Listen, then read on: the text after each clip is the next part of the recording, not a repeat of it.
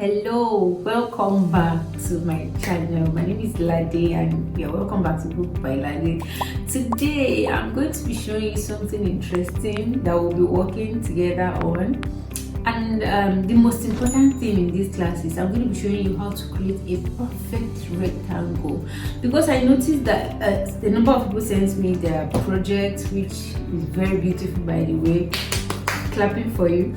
But I realized that a lot of us still need guidance on how to get a perfect rectangle shape, and that's what we're going to learn in this class, how to create the perfect rectangle. And along the line, right, I'm going to create a book cover for this my jotter that I have here. It's mine. I have it. So get ready. What you need for this class is your t-shirt yarn, your hook sets, any book you'd like to make a cover for. You don't have to look for this size, just have a book beside you, and a pair of scissors. Of course, this scissors is for cutting, but this is what I could find. Let's get with it and let's get started. Thank you. So I'd like to mention quickly that if you cannot have access, or if you do not have access to t-shirt yarn for now, you can always use your regular yarn. And what I mean by regular yarn is your cotton, your acrylic yarn, any yarn you can find, because what I would always teach doesn't really have to do with patterns. I want you to be an independent crocheter. For instance, this book cover, I will teach you in such a way that you can make any book cover using any yarn, be it t-shirt yarn, acrylic yarn, no matter the size of the yarn, so you don't have to depend on reading patterns before you can make any project design. So let's get started. I'm going to take this off the table and reach out for my 6mm crochet hook, because that is what I use for t-shirt yarn majorly. My 6mm crochet hook, that's what I use for t-shirt yarn. So we're going to start by, I'll go slowly and assuming everyone is a beginner. So if you're an expert, just have your coffee and let's learn together. So we're going to start from tying a slip knot. As you can see here, we tie our slip knot. If you don't know how to crochet at all, just try and watch our previous videos, our beginner videos, because I'll try as much as possible for you to catch up, but it's better you watch how to crochet as a complete beginner. So we tie a slip knot, then we're going to begin to chain. Now what are we going to chain? We're going to chain the horizontal part of this book, because I want it to like be, how do I call it now, landscape, or it's not landscape, yeah, I want it to be in landscape from its landscape. So I'm going to chain the number of chains that I feel like is enough to encompass this book. So if you have acrylic yarn with you, if you have any yarn with you, keep chaining until you have a length or number of chains that can cover your book cover or your wallet, anything you want to, work on. So I'm going to start by chaining 15 and see what happens. 1, 2, 3, 4, 5, 6, 7, 8, 9, 10, 11, 12, 13, 14, 15. So I have 15 chain here. This is what your chain should look like, but obviously 15 can't be enough. This is what I mean by I'm not selling you a pattern. We will do pattern later, definitely, how to read them, but let's start off being independent. So once we have 15 here, I'm going to need to add, like, say 5 more. Let's do 20, 16, 17, 18, 19, 20. Now another thing is this yarn stretches as well. So okay, I think we're going to have to do 23. 23 should do. 20, then 21, 22, 23. I think this should do, except I feel like adding one more in case I want to keep other things in the purse. So let's just do 24, but I feel like 23 should have been the mark, because I don't want it to be too big either. So let me check what we have here. 23, 24, potato. Okay, let's see what we'll have at the end of the day. So if you have regular yarn, don't just measure your book and chain. I'm very sure your own will be more than this, definitely. You know, t-shirt yarn is very bulky. So we'll have 24 chains here. I'm still very convinced I need to do 23. So I'm thinking of taking out one chain. Sorry if I'm taking your time, but this is one of the processes of being a creative, right? These are the processes I don't show on Instagram, but I'll stick with 24. So we're going to start a single crochet from, not the first one, from the second one here. So we'll bring it out. We're going to do a single crochet all the way down. Single crochet all the way down. If you're already an expert at crocheting, I feel like you'll be crocheting along with me already. So we're doing a single crochet all the way down.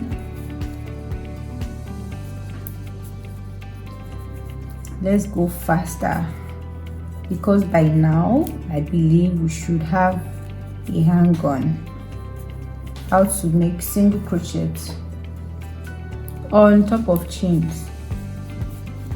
So here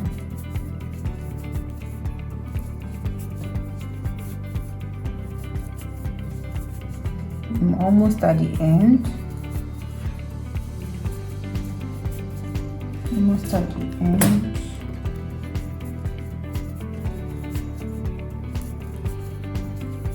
Almost there. So we have,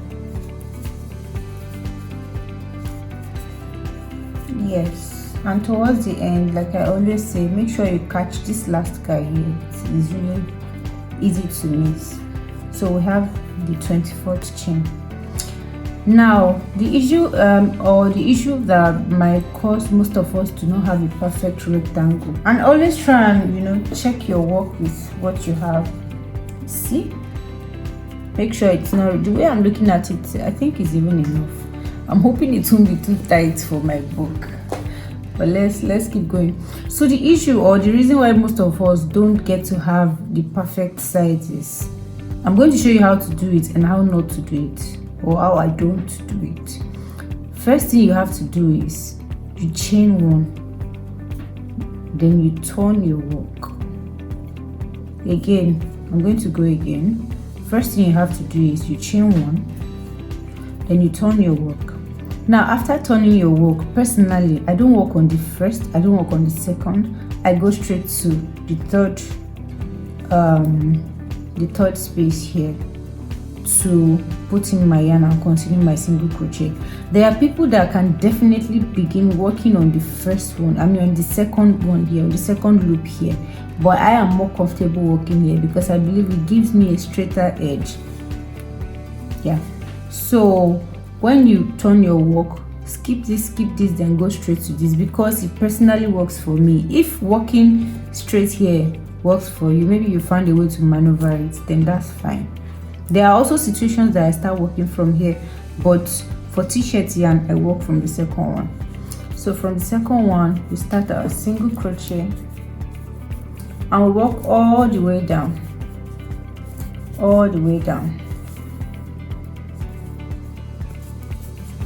So no matter the size of the book you have, I'll be excited to see your project. A lot of people send it to me on Instagram, actually, my DMs, but it gets full, so most times I might not get to see it. But you can probably tag me to your posts. Maybe that way it will be easier for me to catch it. So we're almost at the end, making single crochets round.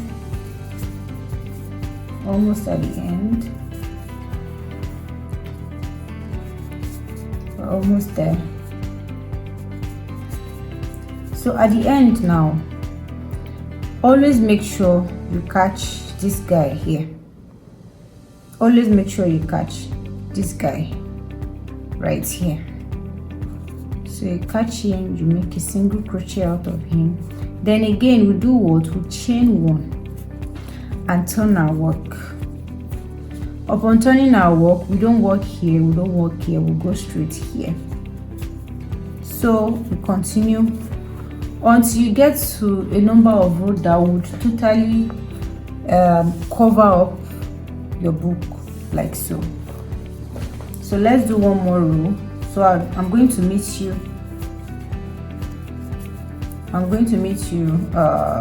After this row, I'm going to meet you at the end of what I think is okay for my book cover.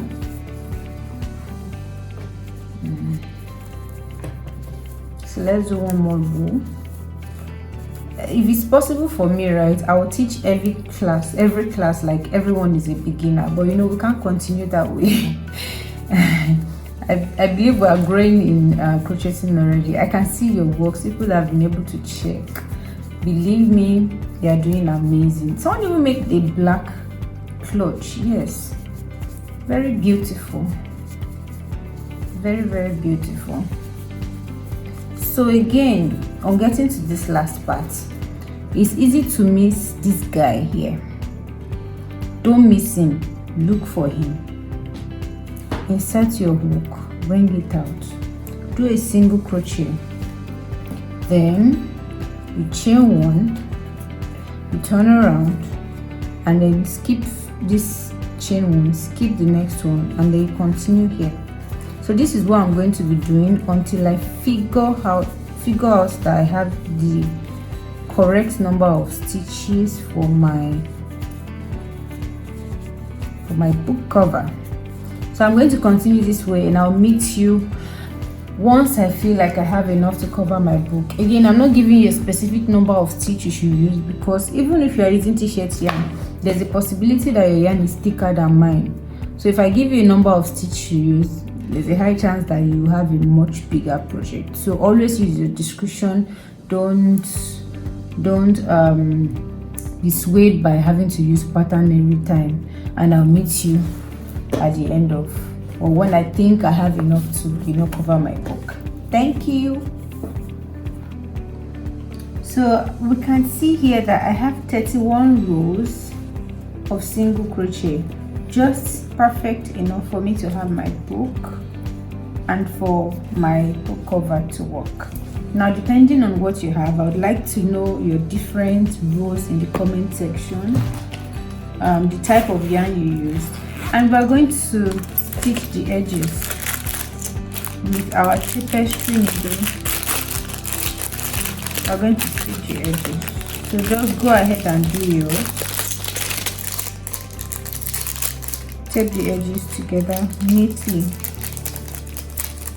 So with this tapestry needle, I'm going to go ahead and join the edges together, and I'll meet you when I'm done.